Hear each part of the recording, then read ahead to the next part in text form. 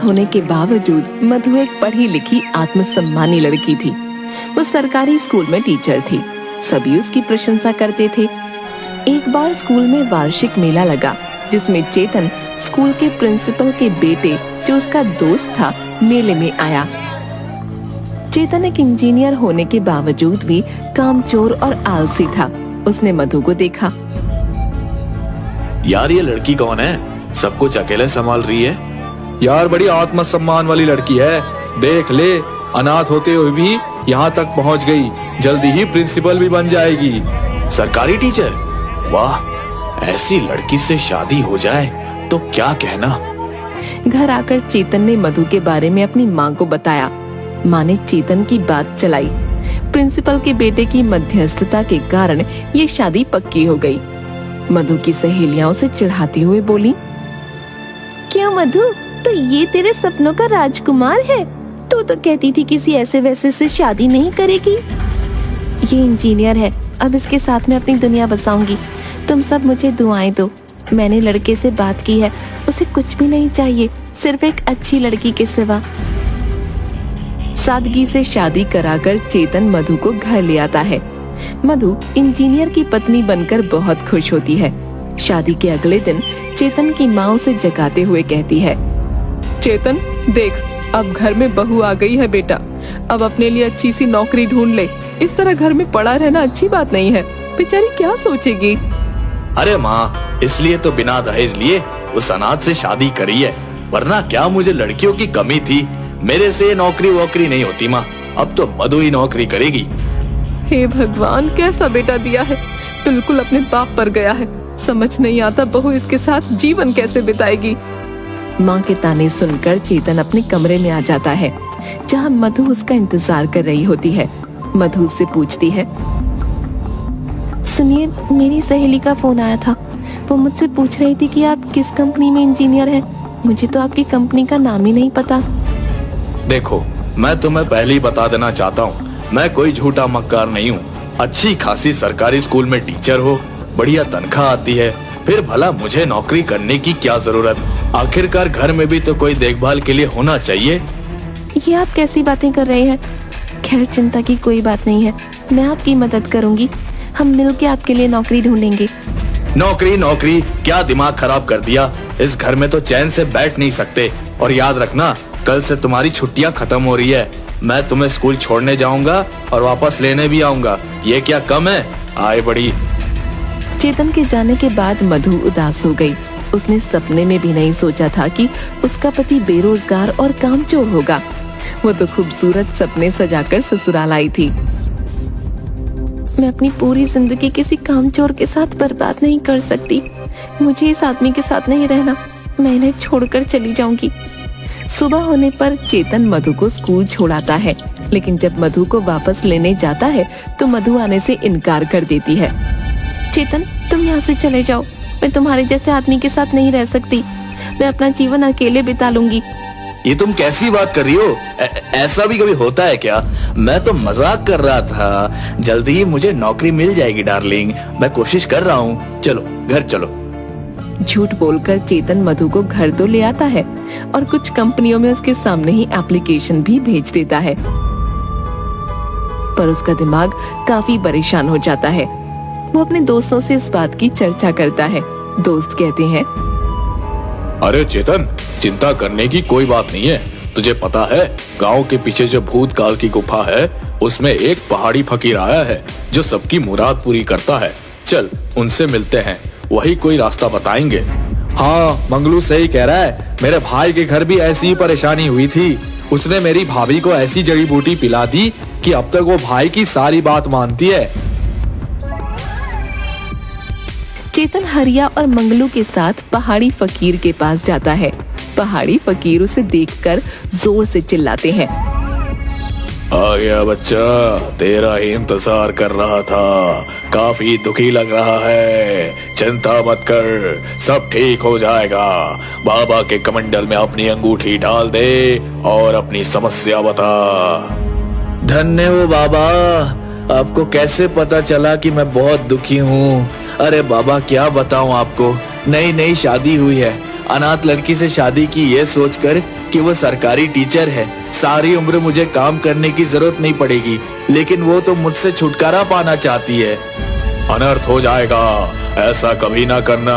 तेरी पत्नी कोई साधारण औरत नहीं, साक्षात लक्ष्मी है। अगर वो तेरे घर से गई तो तेरा घर का सुख चैन भी चला जाएगा।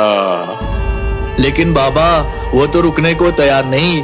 एक ही रट लगाई है कि अगर तूने नौकरी नहीं की तो मैं यहाँ नहीं रहूंगी। हर घड़ी मुझसे नौकरी करने को कहती है। तो ये बात है, अपनी घड़ी कमंडल में डाल और बाहर जाकर मेरी चौखट की मिट्टी उठा ले। घर जाकर उसमें टमाटर मिला लेना और अपनी पत्नी के चेहरे पे लगाना। तेरी समस्या ठीक हो जाएगी। अगर उसका चेहरा खूबसूरत हो गया तो सब ठीक है, और अगर उसके चेहरे पर कोई मुसीबत आई तो तेरी बर्बादी निश्चित है। चल जा, अब बाबा का ध्यान का समय है। चेतन अपने दोस्तों के साथ पहाड़ी फकीर की चौखट की मिट्टी लेकर घर चला जाता है और फिर मिट्टी में टमाटर का रस मिलाकर मधु के पास आता है। मधु, बहुत थकी हुई लग रही हो। ये देखो, तुम्हारे लिए दिल्ली से फेस पैक मंगाया है। एक बार इसे चेहरे पर लगा कर तो देखो, सारी थकान दूर हो जाएगी। तुम कहती हो मैं तुम्हारा ध्यान नहीं रखता।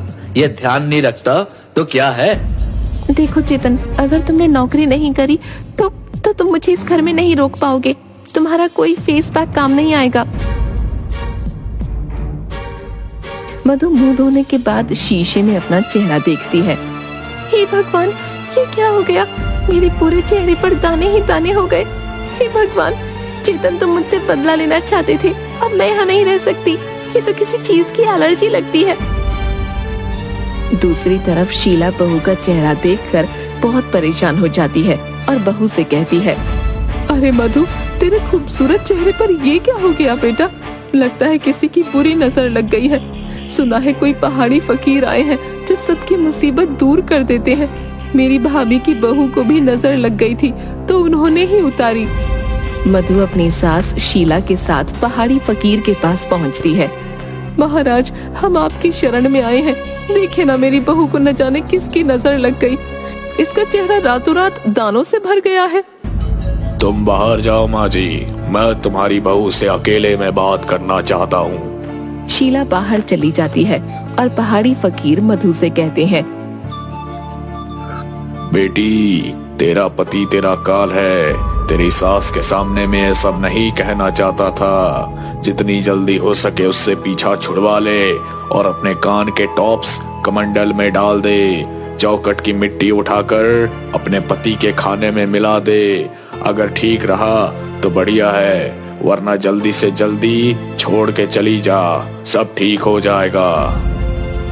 मधु घबरा के पढ़ी लिखी होने के बावजूद अपने टॉप्स बाबा के कमंडल में डाल देती है। शीला अंदर आती है। देख बेटी, तेरी बहू लक्ष्मी है। कुछ भी हो जाए, अपनी बहू को घर छोड़कर कभी मत जाने देना। मधु रात में चेतन के खाने में मिट्टी मिला देती है। खाना खाने के बाद मिट्टी के इन्फेक्शन से चेतन का पेट खराब हो जाता है। हे भगवान, अब तो सारी ताकत भी खत्म हो गई। इतने दस्त आए हैं कि जान निकल गई। अब तो बाबा के पास ही जाना होगा। अरे मधु, तेरी सैलरी आ गई होगी। तूने मुझे दी नहीं अभी तक। मेरी सैलरी तुम्हें क्यों दूं? बहुत सैलरी इसे नहीं दे, मुझे दे, वरना घर का राशन पानी कैसे आएगा? तू बस खाने से मतलब रख, तुझे कोई कमी ना होगी। इस तरह कई महीने गुजर गए। मधु पूरे महीने मेहनत करती और सैलरी मिलते ही शीला को सारे पैसे दे देती। न जाने कैसी किस्मत है। एक तो निखट्टू पति, ऊपर से स्कूल का काम, घर आओ तो घर का काम। एक मिनट के लिए मुझे चैन नहीं। अब मुझे कुछ सोचना ही होगा। मधु अपना सारा सामान पैक करके घर से जाने लगती है कि चेतन आ जाता है। मधु, कहाँ जा रही हो? मैं तुम्हारे बिना नहीं जी सकता। प्लीज रुक जाओ। बस बहुत हो गया चेतन, अब मैं और यहाँ नहीं रुक सकती। मुझे कुछ हो रहा है। मुझे चक्कर आ रहे हैं, दिल की धड़कन बढ़ रही है। मधु, मुझे छोड़ के मत जाना। बेचारी मधु चेतन की हालत देखकर फिर रुक जाती है। इतने दिन हो गए, एक शिकार भी नहीं फंसा। ऐसा ही रहा तो घर चलाना मुश्किल हो जाएगा। आज गांव में जाकर लगता है कोई तो जरूर फंसेगा। बाबा घूमते घूमते चेतन के घर पहुंच जाते हैं और आवाज लगाते हैं, भिक्षा दो, घर में भयानक मुसीबत आने वाली है। शीला बाहर आकर, अरे फकीर बाबा, आप, हमारी तो किस्मत ही खुल गई। आइए आइए, अंदर आइए ना, भोजन करिए। पहाड़ी फकीर अंदर आ जाता है। उसे देखकर चेतन उठकर बैठ जाता है। धन्य हो बाबा, आप यहाँ?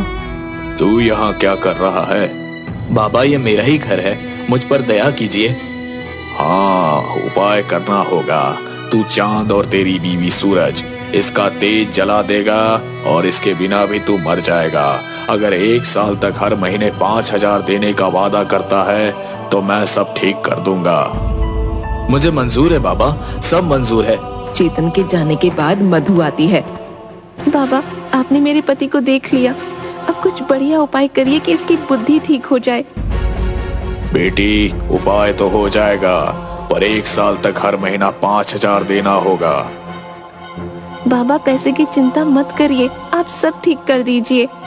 उन सब के जाने के बाद पहाड़ी फकीर मन ही मन सोचता है, शीला, तेरे दोनों बच्चों पर काली छाया है। मुझे अनुष्ठान करना होगा, वरना सब बर्बाद हो जाएगा। नहीं नहीं बाबा, आप अनुष्ठान कीजिए। पर उसमें बहुत खर्चा होगा, सोच ले। जो भी हो बाबा, परिवार से बड़ा तो कुछ नहीं ना।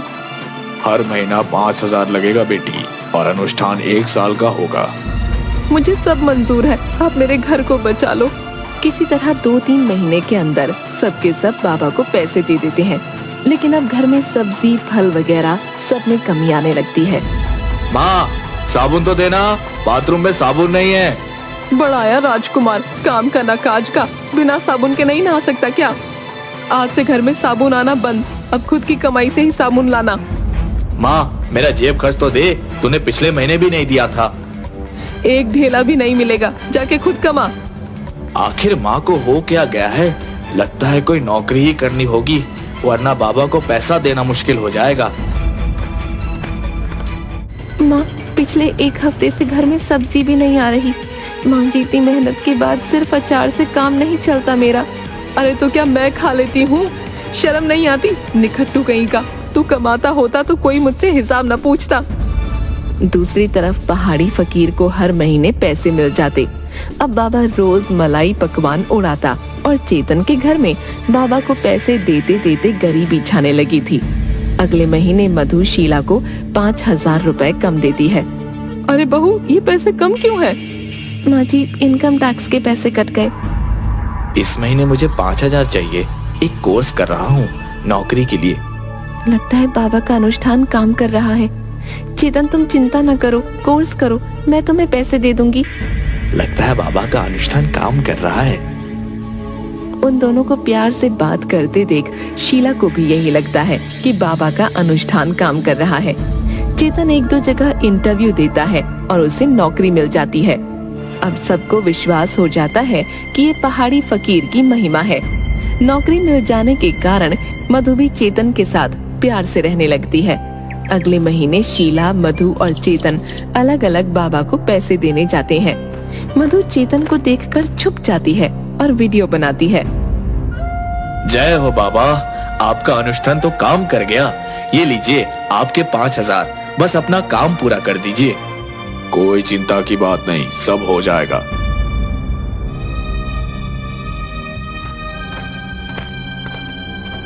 जय हो आपकी, आपके अनुष्ठान से मेरा घर बदल रहा है। लीजिए 5,000 रुपए, बस मेरा काम पूरा कर दीजिए। शीला के जाने के बाद बाबा अपनी विग उतार कर बीवी को बुलाता है। सूजी डार्लिंग, बाहर आना। देखो तुम्हारा काम हो गया, आज खाना ऑर्डर कर दो, पर नॉनवेज करना। डार्लिंग, 1 साल के बाद क्या करेंगे? मूर्खों की कोई कमी नहीं है, तुम ऐसा करो, मैं इनकी मूर्खता का कष्ट करूंगा। शीला को सब समझ आ जाता है और वो वापस आ जाती है। घर पहुंचती है तो चेतन खुशी से कहता है, मधु, बाबा की दया से मेरा प्रमोशन हो गया है। अब मेरी सैलरी 1 लाख रुपए है।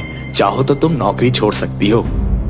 चेतन, ये सब बाबा का नहीं, तुम्हारी मेहनत का फल है। तुम्हारे मुंह से ये शब्द सुनने के लिए मैं कब से तरस रही थी। तुम तो जानते हो ना, मैं अनाथ थी, सारी जिंदगी मेहनत करके खाया है। शादी के बाद चैन से खाना चाहती थी, पर अब मुझे नौकरी करना अच्छा लगता है और तुम्हारे जैसा पति पाकर मैं बहुत खुश हूँ। मुझे और कुछ नहीं चाहिए।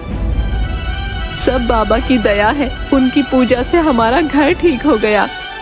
उनकी पूजा से हमारा घर ठीक नहीं हुआ है माँ। हमारा घर चेतन की मेहनत करने से ठीक हुआ है, बल्कि हमारे पैसे से उनका घर ठीक हो गया है। ये देखिए। वो सबको बाबा का वीडियो दिखाती है।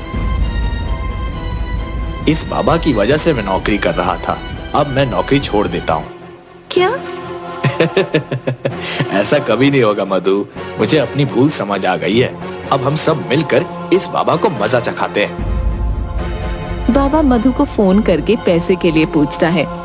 बाबा, मैंने अपने जन्मदिन पर आपके लिए खाना रखा है, आप हमारे यहाँ खाने के लिए आइए। मेरे और भी दोस्त आपसे मिलना चाहते हैं।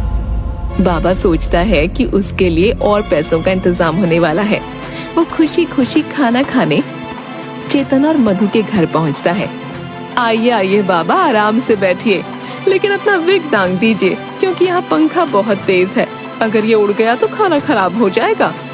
शीला की बात सुनकर बाबा घबरा जाता है और अचानक अंदर से मधु और चेतन पुलिस के साथ निकलते हैं। मधु पुलिस को बाबा का वीडियो दे देती है और बाबा को गिरफ्तार कर लिया जाता है। अरे मूर्खो, ये सब क्या कर रहे हो? मैं सबको भस्म कर दूंगा। नहीं जानते मैं एक सिद्ध फकीर हूँ। सब कुछ अच्छे से जान चुके हैं ढोंगी फकीर। अब तेरा कोई पैंतरा काम नहीं करेगा। अरे बहुत बेवकूफ बना लिया सबको तुमने। अब आ जाओ थाने में, कुछ दिन हमें सेवा करने का मौका दो। ले जाओ इसे।